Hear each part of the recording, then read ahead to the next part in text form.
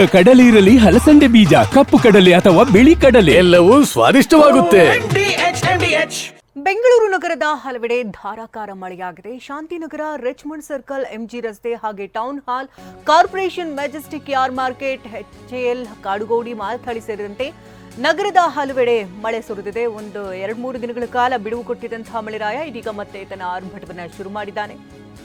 ಬೆಂಗಳೂರು ನಗರದ ಹಲವೆಡೆ ಈಗಾಗಲೇ ಧಾರಾಕಾರ ಮಳೆ ಸುರಿದಿದೆ. ರಾತ್ರಿ ಪೂರ್ತಿ ಮಳೆ ಸುರಿದಿದೆ ಕೆಲವು ಕಡೆ. ಇನ್ನು ಮಳೆಯಿಂದಾಗಿ ರಗಳೆ ಅಂತೂ ತಪ್ಪಿದ್ದಲ್ಲ. ಪ್ರತಿ ಬಾರಿ ಮಳೆ ಬಂದಾಗಲೂ ಕೂಡ ಇದೇ ರೀತಿ ಪರಿಸ್ಥಿತಿ ಅಂತೂ ನಿರ್ಮಾಣ ಆಗ್ತಾ ಇರೋದೆ. ಇನ್ನು ವಾಹನ ಸವಾರರಿಗಂತೂ ಪೀಕಲಾಟ. ಯಾಕಂದರೆ ಯಾವ ಸಂದರ್ಭದಲ್ಲಿ ಮಳೆ ಬರುತ್ತೆ, ಏನು ಎತ್ತ ಒಂದು ಕೂಡ ಗೊತ್ತಾಗದಂತಹ ಪರಿಸ್ಥಿತಿ. ಇದು ರಿಚ್ಮಂಡ್ ಸರ್ಕಲ್ನ ದೃಶ್ಯಗಳನ್ನ ಗಮನಿಸ್ತಾ ಇದ್ದೀರಿ. ಯಾವ ರೀತಿ ಮಳೆ ಆರ್ಭಟದಿಂದ ರಸ್ತೆ ಪೂರ್ತಿ ನೀರು ನಿಂತಿದೆ ಅಂತ ನೋಡಿದ್ದೀರಿ. ಕಂಪ್ಲೀಟ್ ರಸ್ತೆ ಪೂರ್ತಿ ನೀರ್ಮಯ ಆಗಿದೆ. ಕಣ್ಣು ಹಾಯಿಸಿದಲ್ಲೆಲ್ಲ ನೀರು. ವಾಹನ ಸವಾರರಿಗಂತೂ ಪೀಕಲಾಟ. ಅಲ್ಲಲ್ಲೇ ವಾಹನಗಳು ಕೆಟ್ಟು ನಿಂತಿರುವಂತಹ ದೃಶ್ಯಗಳು. ಕೆಲವು ಕಡೆ ಟ್ರಾಫಿಕ್ ಜಾಮ್ ಕೂಡ ಆಗಿದೆ. ರಿಚ್ಮಂಡ್ ಸರ್ಕಲ್ನ ದೃಶ್ಯಗಳಿದು. ಮಳೆ ಸುರಿದ ಪರಿಣಾಮವಾಗಿ ರಸ್ತೆ ಪೂರ್ತಿ ಒಂದಡಿಯಷ್ಟು ಅಲ್ಲಿ ನೀರು ನಿಂತಿರೋದ್ರಿಂದಾಗಿ ವಾಹನ ಸವಾರರಿಗೆ ತೊಂದರೆ ಉಂಟಾಗ್ತಾ ಇದೆ.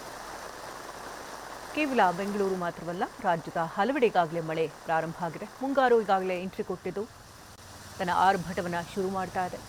ಶಾಂತಿನಗರ, ರಿಚ್ಮಂಡ್ ಸರ್ಕಲ್, ಎಂಜಿ ರಸ್ತೆ, ಟೌನ್ ಹಾಲ್, ಕಾರ್ಪೊರೇಷನ್, ಮೆಜೆಸ್ಟಿಕ್, ಯಾರ್ ಮಾರ್ಕೆಟ್, ಎಚ್ಎಎಲ್ ಹಾಗೆ ಕಾಡುಗೋಡಿ, ಮಾರತ್ಹಳ್ಳಿ ಸೇರಿದಂತೆ ನಗರದ ಹಲವೆಡೆ ಧಾರಾಕಾರ ಮಳೆ ಸುರಿದಿದೆ.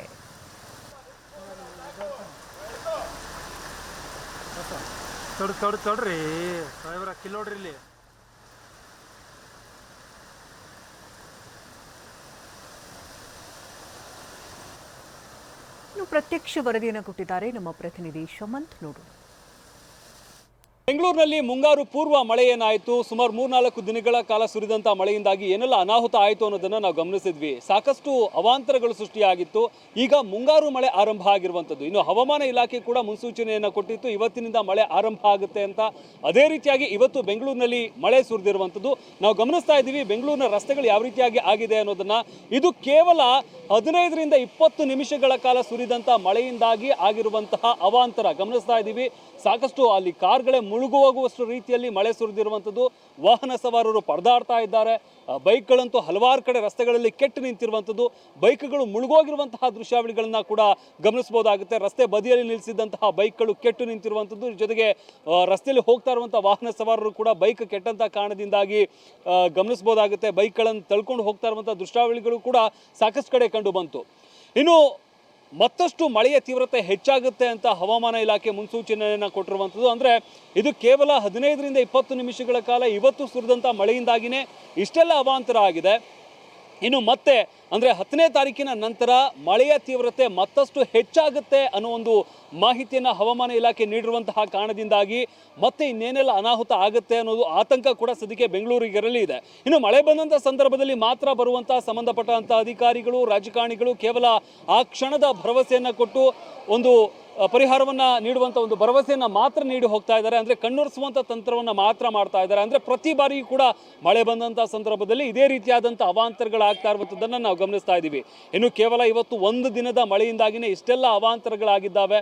ಮತ್ತೆ 10ನೇ ತಾರೀಕಿನ ನಂತರ ಬೆಂಗಳೂರಿನಲ್ಲಿ ಮತ್ತಷ್ಟು ಮಳೆಯ ತೀವ್ರತೆ ಹೆಚ್ಚಾಗುತ್ತೆ ಅನ್ನೋ ಒಂದು ಮುನ್ಸೂಚನೆಯನ್ನು ಹವಾಮಾನ ಇಲಾಖೆ ಕೊಟ್ಟಿರುವಂಥದ್ದು. ಅದರಲ್ಲೂ ಕೂಡ ಕರ್ನಾಟಕದ ಕೇವಲ ಬೆಂಗಳೂರು ಮಾತ್ರ ಅಲ್ಲ, ಕರ್ನಾಟಕದ ಬೇರೆ ಬೇರೆ ಜಿಲ್ಲೆಗಳಲ್ಲೂ ಕೂಡ ಭಾರಿ ಪ್ರಮಾಣದ ಮಳೆ ಆಗುತ್ತೆ ಅನ್ನೋ ಒಂದು ಮುನ್ಸೂಚನೆಯನ್ನು ಹವಾಮಾನ ಇಲಾಖೆ ನೀಡಿದೆ.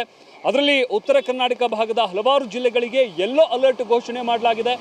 ಜೊತೆಗೆ ಕರಾವಳಿ ಭಾಗದ ಜಿಲ್ಲೆಗಳಿಗೆ ಆರೆಂಜ್ ಅಲರ್ಟ್ ಅನ್ನು ಘೋಷಣೆ ಮಾಡಲಾಗಿದೆ. ಇನ್ನು ಬೆಂಗಳೂರು ನಗರ, ಬೆಂಗಳೂರು ಗ್ರಾಮಾಂತರ ಹಾಗೆ ಅಂದರೆ ಈ ಹಳೆ ಮೈಸೂರು ಭಾಗ ಏನಿದೆ, ಈ ಎಲ್ಲ ಕಡೆನೂ ಕೂಡ ಮತ್ತಷ್ಟು ಭಾರಿ ಪ್ರಮಾಣದಲ್ಲಿ ಮಳೆ ಆಗುತ್ತೆ ಅನ್ನೋ ಒಂದು ಕಾರಣದಿಂದಾಗಿ ಯೆಲ್ಲೋ ಅಲರ್ಟನ್ನು ಹವಾಮಾನ ಇಲಾಖೆ ನೀಡಿರುವಂಥದ್ದು. ಆ ಕಾರಣದಿಂದಾಗಿ ಮತ್ತಷ್ಟು ಮಳೆಯಾಗುವಂತಹ ಸಾಧ್ಯತೆ ಇದೆ. ಅದರಿಂದಾಗಿ ಈಗ ಸುರಿದಂಥ ಮಳೆಯಿಂದನೇ ಇಷ್ಟೆಲ್ಲ ಅವಾಂತರ ಆಗಿದೆ. ಇನ್ನು ಮಳೆಯ ತೀವ್ರತೆ ಮತ್ತಷ್ಟು ಹೆಚ್ಚಾಯಿತು ಅಂತಂದರೆ ಏನೆಲ್ಲ ಅನಾಹುತ ಆಗುತ್ತೋ ಅನ್ನೋ ಒಂದು ಆತಂಕ ಬೆಂಗಳೂರಿಗರಲ್ಲಿ ಇರುವಂಥದ್ದನ್ನು ನಾವು ಗಮನಿಸ್ಬೋದಾಗುತ್ತೆ. ಇಲ್ಲಿ ಗಮನಿಸ್ತಾ ಇದ್ದೀವಿ ಯಾವ ರೀತಿಯಾಗಿ ವಾಹನಗಳು ರಸ್ತೆಯಲ್ಲಿ ಹೋಗ್ತಾ ಇದ್ದಾವೆ ಅಂತ. ಇದನ್ನು ರಸ್ತೆನಾ ಅಥವಾ ನದಿನಾ ಅಂತ ಅನ್ನಿಸ್ಬೋದು. ಇದು ಬೆಂಗಳೂರಿನ ಹೃದಯ ಭಾಗ ಅಂತಲೇ ಹೇಳ್ಬೋದಾಗುತ್ತೆ. ರಿಚ್ಮಂಡ್ ಟೌನ್ ಬಳಿ ಇರುವಂತಹ ರಸ್ತೆ, ಈ ರಸ್ತೆಯಲ್ಲಿನೇ ಈ ರೀತಿಯಾದಂಥ ಅಧ್ವಾನ ಆಗಿದೆ. ಇನ್ನು ಬೆಂಗಳೂರಿನ ಬೇರೆ ಬೇರೆ ಭಾಗದಲ್ಲಿ ಏನೆಲ್ಲ ಅವಾಂತರಗಳು ಆಗಿರಬಹುದು ಅನ್ನೋದನ್ನು ಊಹಿಸ್ಕೊಳ್ಳೋದಕ್ಕೂ ಕೂಡ ಕಷ್ಟ ಆಗುತ್ತೆ. ಅಲ್ಲಿ ಗಮನಿಸ್ತಾ ಇದ್ದೀವಿ ಆ ಭಾಗದಲ್ಲಿ ರಸ್ತೆಯ ಆ ಬದಿ ಏನಿದೆ ಆ ಬದಿಯಲ್ಲಿ ವಾಹನಗಳು ಹೋಗೋದಕ್ಕೆ ಸಾಧ್ಯವಾಗಲ್ಲ, ಅಷ್ಟರ ಮಟ್ಟಿಗೆ ಅಲ್ಲಿ ನೀರು ನಿಂತಿರುವಂಥದ್ದು. ಎರಡೂ ಬದಿಯ ವಾಹನಗಳು ಈ ಬದಿಯ ರಸ್ತೆಯಲ್ಲೇ ಹೋಗಬೇಕಾದಂತಹ ಒಂದು ಅನಿವಾರ್ಯತೆ ಇದೆ. ಆ ಕಾರಣದಿಂದಾಗಿ ವಾಹನ ಸವಾರರು ಪರದಾಡಬೇಕಾದಂಥ ಪರಿಸ್ಥಿತಿ. ಇನ್ನು 10ನೇ ತಾರೀಕಿನ ನಂತರ ಮಳೆಯ ತೀವ್ರತೆ ಮತ್ತಷ್ಟು ಹೆಚ್ಚಾಗುತ್ತೆ ಅನ್ನೋ ಒಂದು ಮಾಹಿತಿಯನ್ನು ಹವಾಮಾನ ಇಲಾಖೆ ಕೊಟ್ಟಿರುವಂಥದ್ದು. ಹಾಗಾದರೆ ಸರ್ಕಾರ, ಸಂಬಂಧಪಟ್ಟಂಥ ಅಧಿಕಾರಿಗಳು ಇದಕ್ಕೆ ಯಾವ ರೀತಿಯಾಗಿ ಸಿದ್ಧತೆಯನ್ನು ಮಾಡ್ಕೊಂಡಿದ್ದಾರೆ ಅಥವಾ ಮಾಡ್ಕೊಂಡಿಲ್ವಾ ಅನ್ನೋದ್ರ ಬಗ್ಗೆನೂ ಕೂಡ ಮಾಹಿತಿ ಇಲ್ಲ. ಒಟ್ಟಾರೆಯಾಗಿ ಬೆಂಗಳೂರಿಗರಿಗಂತೂ ಆತಂಕ ತಪ್ಪಿದ್ದಲ್ಲ ಅಂತಲೇ ಹೇಳ್ಬೋದಾಗುತ್ತೆ. ಇಲ್ಲಿ ಗಮನಿಸ್ಬೋದಾಗುತ್ತೆ. ಮತ್ತೆ 10ನೇ ತಾರೀಕಿಂದ ಮಳೆ ಹೆಚ್ಚಾಗುವಂತಹ ಕಾರಣದಿಂದಾಗಿ ಅದನ್ನು ಯಾವ ರೀತಿಯಾಗಿ ಸಂಬಂಧಪಟ್ಟಂಥ ಅಧಿಕಾರಿಗಳು, ಜನಪ್ರತಿನಿಧಿಗಳು ಅದನ್ನು ಯಾವ ರೀತಿಯಾಗಿ ನಿಭಾಯಿಸ್ತಾರೆ ಅನ್ನೋದನ್ನು ಸದ್ಯಕ್ಕೆ ಕಾದು ನೋಡಬೇಕಾಗಿದೆ. ಕ್ಯಾಮ್ರಾ ಪರ್ಸನ್ ಪ್ರಶಾಂತ್ ಜೊತೆ ಶಮಂತ್, TV9 ಬೆಂಗಳೂರು. ವಾಹ್, ಯಾಕೆ ಈಗ ಬಂತ ಸ್ವಾದ? ಖಂಡಿತ ಈಗ ಬಂತು ಅಸಲಿ ಸ್ವಾದ. MDH chunky chaat masala life ಅಲ್ಲಿ ಅಸಲಿ ಸ್ವಾದ ತರುತ್ತೆ. ಅಸಲಿ ಮಸಾಲ, ಎಸ್ ಎಸ್ MDH.